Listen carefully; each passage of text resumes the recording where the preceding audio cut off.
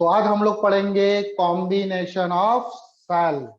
इस सेल को अगर मैं सीरीज में लगा दूं तो नेट ईएमएफ कितना होगा, और अगर सेल को अगर मैं पैरेलल में लगा दूं तो नेट ईएमएफ कितना होगा। ठीक है, टॉपिक डालो, combination of cell, combination of cell. ठीक है, कॉम्बिनेशन ऑफ सेल। तो देखो, इसमें सबसे पहले हम लोग लेंगे सीरीज कॉम्बिनेशन। Series combination.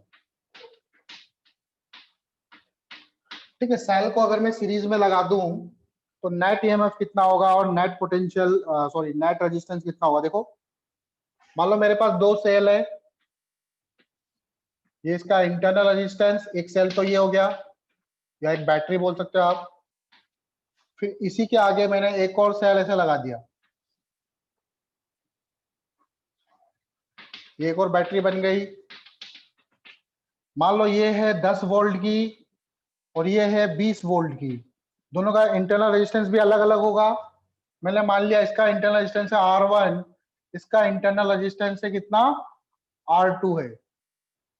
ठीक है, तो अब इन दोनों को अगर मैं जब कंबाइन करूंगा, मतलब इन दोनों को रिप्लेस करके मुझे एक सिंगल सेल लगाना है, और वो सिंगल सेल इन दोनों की कमी को पूरा करे, तो मुझे कितने वोल्ट का सेल लगाना पड़ेगा और उसका इंटरनल रेजिस्टेंस कितना होगा।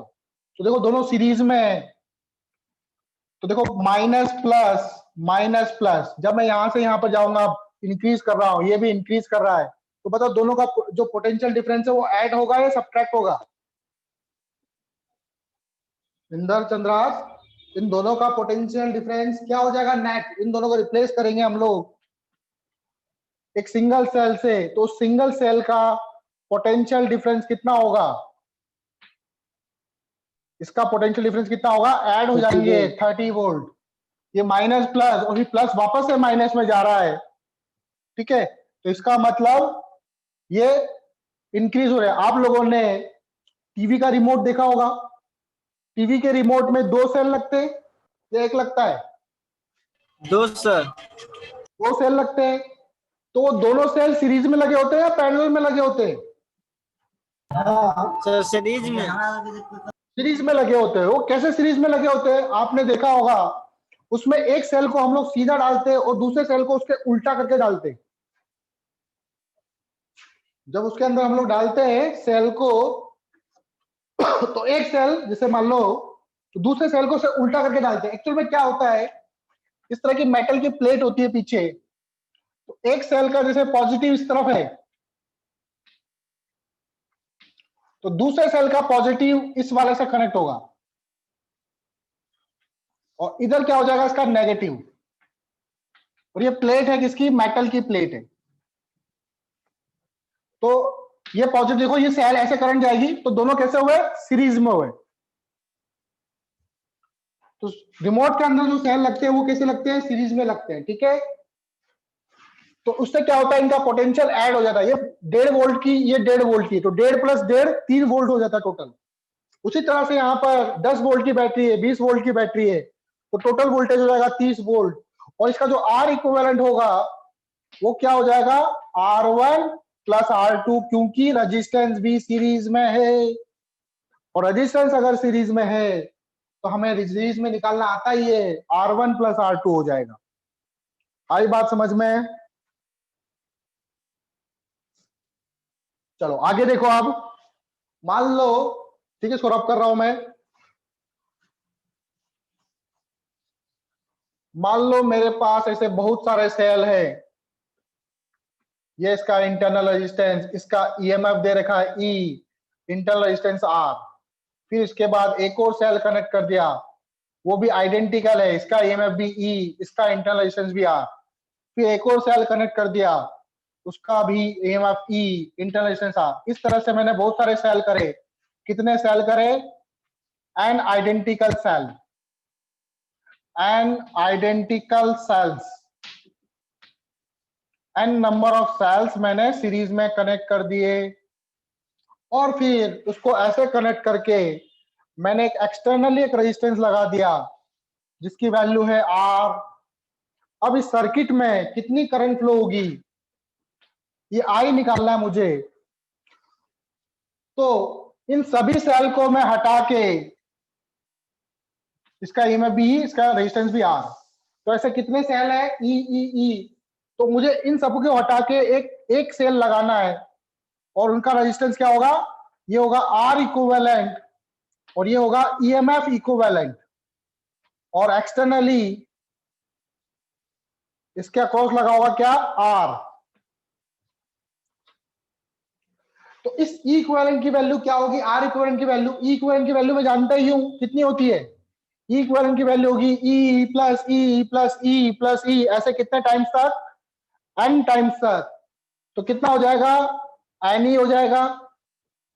और R इक्विवेलेंट कितना हो जाएगा, R equivalent R plus R plus R plus R, ये कितना हो जाएगा, NR हो जाएगा। तो R इक्विवेलेंट हो गया NR और E इक्विवेलेंट हो गया NE। तो देखो जो इस सर्किट में जो करंट फ्लो होगी, करंट यहां से निकलेगी, I करंट निकल रही है, तो इस I करंट की वैल्यू क्या होगी, net EMF divided by net resistance. मैंने आपको I भी पहले भी बता रखा है, I इक्वल टू क्या होता है, E divided by R plus R, ये पहले बता चुका हूं क्या, कल के लेक्चर में बताया था मैंने। अगर किसी बैटरी का इंटरनल रेजिस्टेंस भी दे रखा है तो उस सर्किट में कितनी करंट फ्लो होगी, EMF divided by R plus R। तो यहाँ पर एक सिंगल बैटरी है, मैं रिप्लेस कर दिया इसको, इसका resistance R equal to NR है, तो इसमें करंट जो होगी वो कितनी होगी, E equivalent divided by R equivalent plus R। और R इक्विवेलेंट की वैल्यू क्या होगी, E इक्विवेलेंट आपका हो जाएगा NE, R इक्विवेलेंट हो जाएगा आपका NR plus capital R। This is the current which is flowing in this circuit.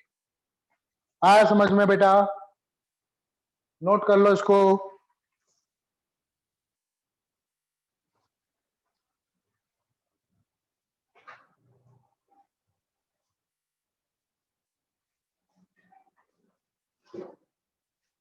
Note कर लो इसको।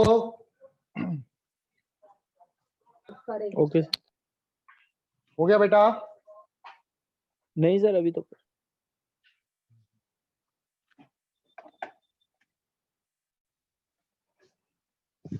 अब आता है पैरेलल कॉम्बिनेशन, ये थोड़ा था सीरीज कॉम्बिनेशन, ठीक है, ये तो आसान है थोड़ा बहुत। पैरेलल कॉम्बिनेशन को देखो,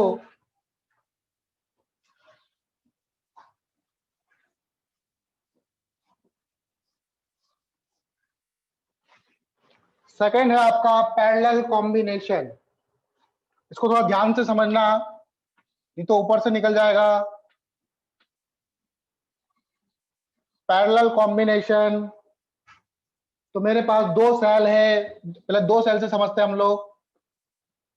ये इसका इंटरनल रेजिस्टेंस R1, इसका EMF ले लो E1। एक और सेल है मेरे पास,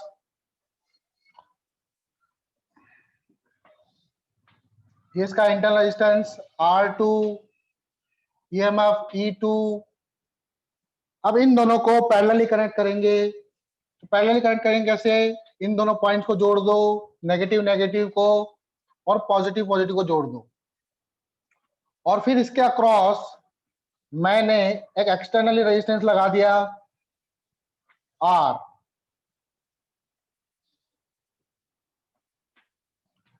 अब ये दोनों रेजिस्टेंस कैसे, दोनों सेल कैसे हैं, पैरेलली कनेक्टेड। तो पैरेलली कनेक्टेड में आपको पता है क्या सेम होता है, पोटेंशियल डिफरेंस सेम होता है।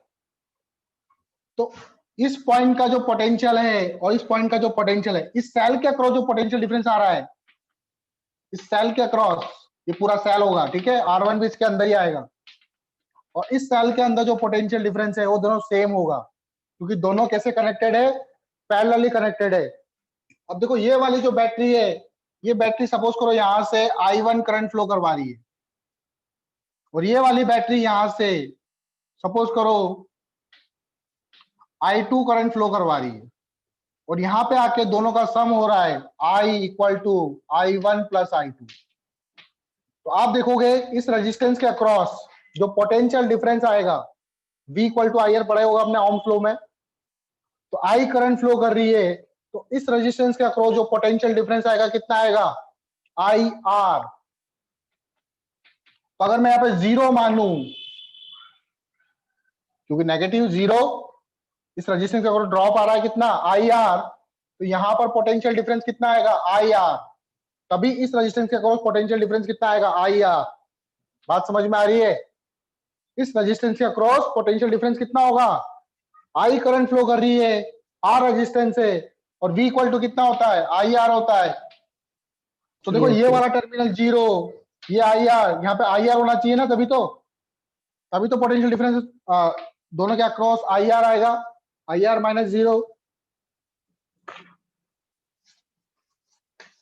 चलो अब देखो आगे, अब मुझे इसको रिप्लेस करके एक सिंगल सेल बनाना है। अगेन मैं इसको एक सिंगल बैटरी बनानी है मुझे, इन दोनों को रिप्लेस करके जो इन दोनों का काम करे, और फिर उसके एक्सटर्नल में आर रेजिस्टेंस लगा देंगे हम लोग इस तरह से। ये हो जाएगा ई इक्विवेलेंट और ये हो जाएगा आर इक्विवेलेंट।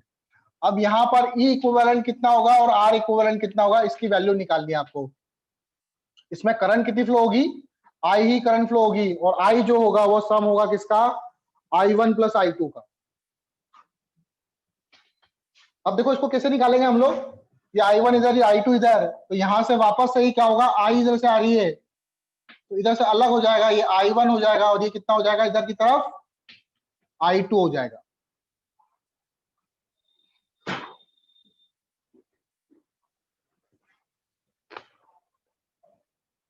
ठीक है।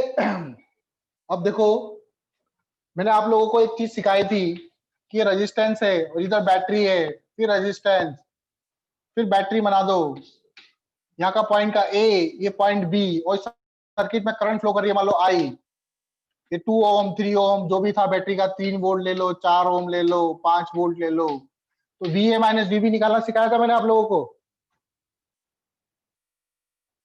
We A Yes, minus sir. V B Yes, चलना sir. चालू Yes, sir. करते हैं, ठीक है, प्लस माइनस। तो वही चीज अब मैं करूंगा यहाँ पर, ठीक है, वही चीज को रब कर रहा हूं मैं। इसमें क्या आ गया था आपका, आई जो होगा वो क्या होगा, E equivalent divided by R equivalent plus R, according to this figure. ठीक है, वो फिगर बना लेना आप लोग, जो सर्किट में टोटल करंट होगी वो होगी E इक्विवेलेंट अपॉन, ठीक है, R plus R equivalent plus R। अब मैं यहां से चलना चालू करा, ये माइनस हो गया, ये प्लस हो गया, करंट ऐसे फ्लो कर रही है, ये प्लस हो गया, ये माइनस हो गया, तो 0 से चालू करूंगा, माइनस से प्लस, इंक्रीजिंग डिक्रीजिंग, इंक्रीज हो रहा हूं इस वाली बैटरी के लिए, माइनस से प्लस, E1 पॉजिटिव लिखूंगा, फिर प्लस से माइनस, माइनस कितनी करंट फ्लो कर रही है इसमें, I1 करंट फ्लो कर रही है, इनटू R1 इक्वल टू किसके होगा, इधर वाले पोटेंशियल के, इक्वल टू IR। आ रही है बात समझ में?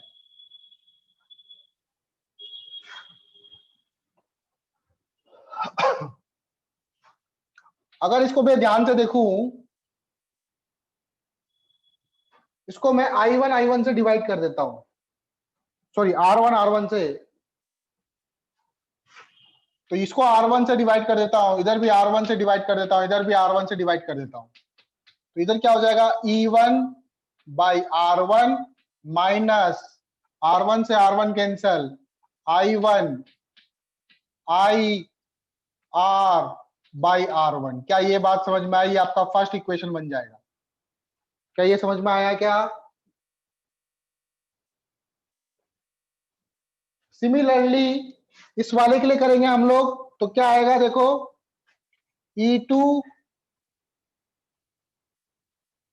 E2 bye R2 minus I2 IR bye R2।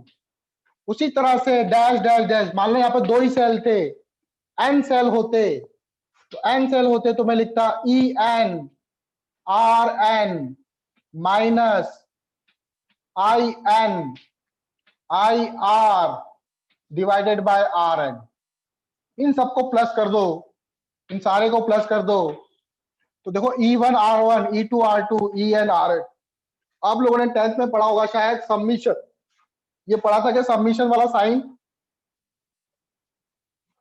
Submission वाला साइन पढ़ा था, तो इसको क्या लिख सकता हूं, सबमिशन EI बाय RI। ये क्या है, E1 R1 plus E2 R2 plus E3 R3 और I की वैल्यू 1 से लेके n तक। ये कहीं पढ़ा था क्या आप लोगों ने? और यहां पर क्या आएगा, I1 I2 I3 I4 I5 I6, ये सभी मिलके क्या टोटल करंट बना रही है? तो इसको मैं टोटल करंट I लिख सकता हूं, I1 plus I2 plus I3 इस तरह से ऐड होते जाएंगे। इसमें कॉमन क्या आ रहा है, देखो IR सब में कॉमन आ रहा है, IR कॉमन आ जाएगा, अंदर क्या होगा, सबमिशन 1 बाय RI और I की वैल्यू 1 से लेके n तक। क्या यहां तक मेरी बात समझ में आई आप लोगों को? इंदर, चंद्रास,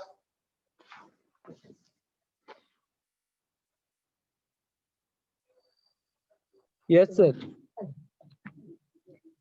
ठीक है, इसको रब कर रहा हूं मैं। सर उधर मत मिटाना। हाँ, ये वाला नहीं मिटा रहा, इस फिगर को मिटा रहा हूं।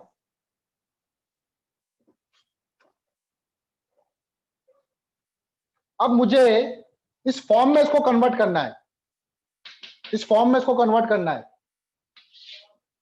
तो देखो वहां से इस आई को मैं उधर ले जाता हूं और फिर इसमें से आई कॉमन ले लेता हूं। ठीक है, तो क्या आएगा, देखो आई इक्वल टू आएगा, मैं डायरेक्ट लिख रहा हूं, submission E I by R I. Submission का साइन थोड़ा बड़ा लिखते हैं, ई I by R I, I की वैल्यू 1 से लेके n तक, डिवाइडेड बाय होगा 1 plus R, 1 plus R summation 1 by R I, I की वैल्यू 1 से लेके n तक। ये समझ में आया कैसे लिखा मैंने?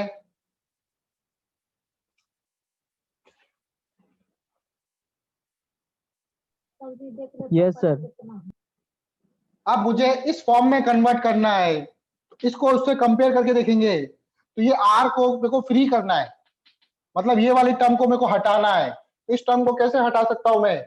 ऊपर नीचे इसी टर्म से डिवाइड कर देता हूं, ऊपर और नीचे दोनों को किससे डिवाइड कर देता हूं, सबमिशन डिवाइडिंग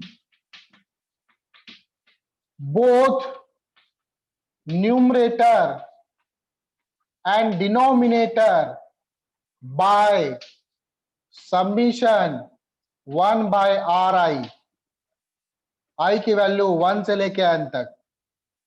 तो उससे ये तो कट जाएगा, यहां पे क्या आएगा और यहां पे क्या आएगा, देखो आई इक्वल टू आएगा summation E I by R I, I की वैल्यू 1 से n तक, divided by submission 1 by R I, ये ऊपर वाले न्यूमरेटर को डिवाइड किया मैंने अभी, divided by whole divided bye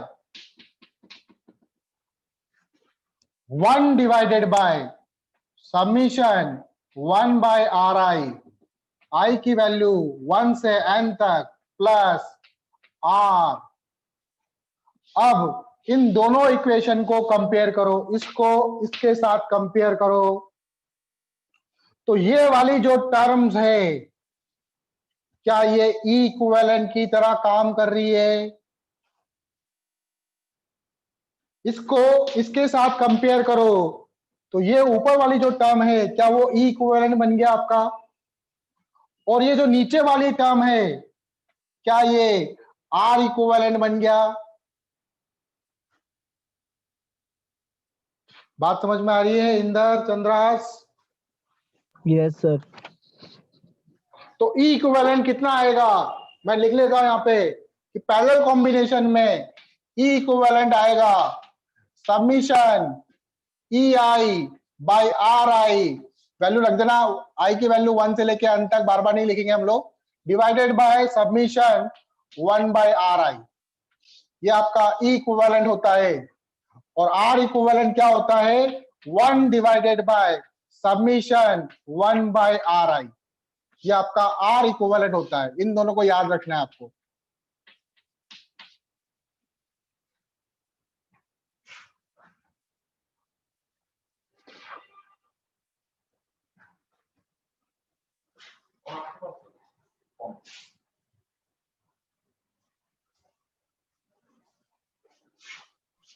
sir आपने ये क्या लिखा है? Dividing both side n square. Submission नहीं, न्यूमरेटर एंड डिनोमिनेटर, अच्छा न्यूमरेटर एंड डिनोमिनेटर लिखा है।